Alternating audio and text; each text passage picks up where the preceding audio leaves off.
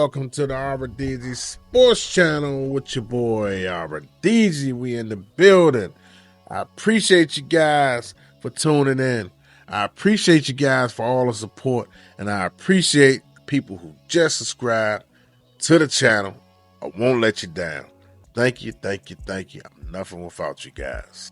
Please be sure to hit the notification button. Hey, look here, man. I hate to be the guy that told you so. But check it out. I told you so. JD5 is now, officially now, a Washington Commander. How you guys feel about that? I know I'm ecstatic, man. I told you guys, man. I told you. You know, all the signs, like I said, always pointed to JD5, man. I knew Chicago was going to pick Caleb. I don't care what happens within the other rounds. I mean, the next picks and the picks after that and the picks after that. I don't care. I only cared about our franchise quarterback. And I told you guys that we was going to get him. I mean, it was apparent that we was going to get this young man. All the chips were stacked on our side. And we needed a guy like this. We definitely need a guy like this. This guy, like Dan Quinn always said, he's a game changer. And he will change our team. You know, I know a lot of you guys kind of disappointed that we didn't get Drake May, Michael Penix, or J.J. McCarthy, or even some of you guys may have been a minority, but some of you guys, some Bo Nix fans. And I can understand why you guys liked all of those guys, and I really get it. You know what I'm saying? You know, you're a fan of someone, and you would love for that person to be on your team that you're a fan of. You know what I'm saying? So I it's nothing wrong with that. But the best quarterback to fit us and fit this organization was Jaden Daniels. You know what I'm saying? It was, man. I mean, this guy, he all he did was improved 5 years that he was in college. And he made a gigantic leap when he went to LSU, you know what I'm saying? And he became a Heisman winner. You cannot ignore that type of jump, those type of achievements. You can't ignore that, man. And the Commanders did their due diligence. You know what I'm saying? Adam Peters, he did a whole lot of gathering, a whole lot of studying. Dan Quinn, same thing. You know, they met with this kid. Obviously, they liked what they saw out of this kid.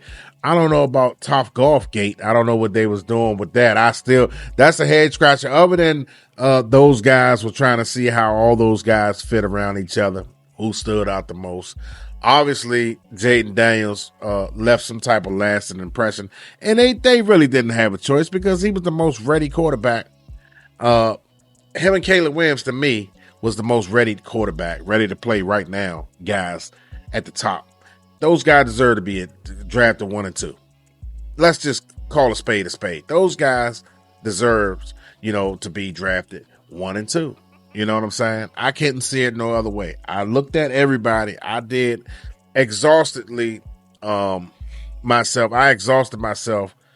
Just kept looking and reading and going back looking at old games of Michael Penix, J.J. McCarthy, Caleb Williams, all those guys, JD5, Drake May. I looked at games, you know, of all these guys. I went back and watched games, went back and looked at the highlights, you know, looked at some of the all-22s other people had on the YouTube.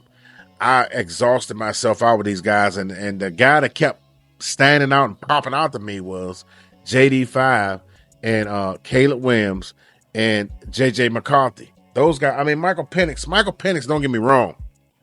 Michael Penix is as good as a passer as anybody in this draft, period, hands down. But Michael Penix, those injuries, even though they didn't trouble him this year, nothing like that, I just think about that moving forward in his career. Could that be an issue? Just like we drafted Robert Griffin III. And Robert Griffin III, you know, he tore his ACL, his MCL or ACL, one of the two in college, and then he turned around and did the same thing in the NFL. You know what I'm saying? So likely, and it was expected that he wouldn't be the same player that he once was. You see what I'm saying? But that's neither here nor there. I'm so ecstatic right now, man. I'm just trying to find out who we're going to draft at wide receiver. You know what I'm saying? To go along, to pair along with Terry McLaurin and Jahan Dotson and the rest of those guys. You know what I'm saying? I still think we need more weapons in the later rounds. You know what I'm saying? So, it's going to be interesting, man. You know what I'm saying? Moving forward. Day 2, day 3, stuff like that. So I'm ecstatic, man. I can't wait. You know what I'm saying? This guy get a whole year under his belt, and see where it takes us, man. We could possibly be in the playoffs this year. We could possibly be in the Super Bowl a year from now, 2 years from now. You never know when you got a franchise quarterback. Just look at the Joe Burrow situation. Just look at the CJ Stroud situation. You know what I'm saying? So you can never count and say, no, not his first year. I don't expect that. No, expect that. Expect that. When you got a guy of his caliber, you know what I'm saying? His elite athleticism, his ability to throw an accurate football, his ability to read a defense. I watched somebody on YouTube said something, one of those shows, I think it was, forgot whose show it was, but they said, he used to be a first read, second read run guy. He need to get to that first read, second read, third read, and then, whatever the case may be. But when I was watching film on him and stuff like that, looking at his highlights, looking at some of his games, this guy will hold the ball. Sometimes I would say, man, this the time you should run. He wanted to complete a pass. He looked to throw first. See, what people fail to realize about Jaden Daniels, he really wants to throw the football. He wants to throw the football. He just don't want to just drop back and run. Oh, my first read ain't there. Okay, now it's time to take off. No, when he first got to Arizona State, that's how it was. Each year he's gotten better with his progressions and stuff like that. Now he's got the ability to go through his reads. Now, I seen him do that, like I say 70% of the time, he would go through his reads. You know what I'm saying? And sometimes I would be like, man, look, you got all that room. Run. A couple of games I watched him run. You know what I'm saying? But he didn't get into any trouble. He wound up throwing the ball away or, something like that. But or completing the ball, which didn't gain a lot, you know what I'm saying? But this guy, man, he's got the mechanics. It's not a whole lot that he needs to work on, other than he needs to slide. Now, when I watched a couple of games, he took a couple of bone-jarring hits, just like the Alabama game. Man, he got hit a couple of times in that game that made me cringed. So if he can learn how to do that, slide and don't be another RG3, and I think the sky's the limit for this young man, man. I think the only thing that can stop him is him hurting himself by not sliding. But everything else, he can learn. He can learn more about the NFL game and how they're going to try to throw everything at him to see what he knows and see what his weaknesses are. So expect that. Expect the learning curve. You're going to have to watch a lot of game tape, just like any young quarterback, because he's going to get got in the NFL. You're going to have to know where your slide protection needs to be, which way you need to slide your protection to, all that type of stuff. Where the blitz is coming at. Those type of things the nuances of the game, he's going to have to learn.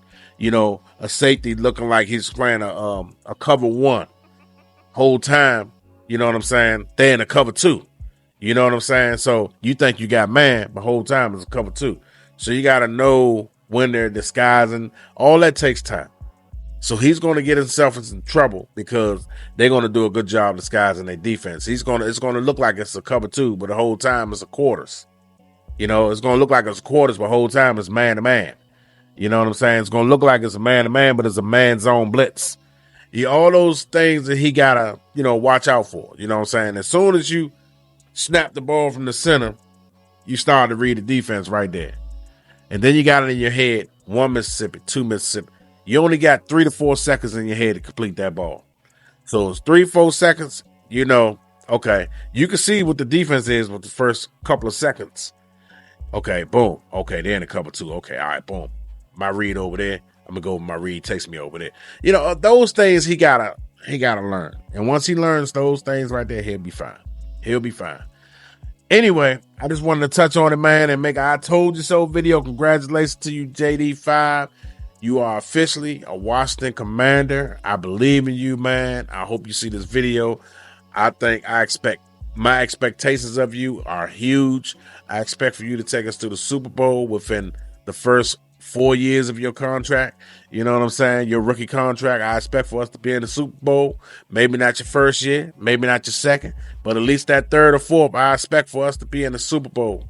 You know what I'm saying? With them big boys holding you up on the shoulders, man. You know what I'm saying? So those are the type of expectations I got, you know what I'm saying, for JD5. And once again, I'm happy he's a Commander, and I thank you guys for watching and tuning in. Hey, Commanders Nation, we got a lot to be thankful for and a lot to be happy for, man. Look, he's your quarterback. Even if you didn't like him, let's embrace him anyway. It's your boy Arbor Deezy, Sports Channel. Thank you for tuning in. Peace.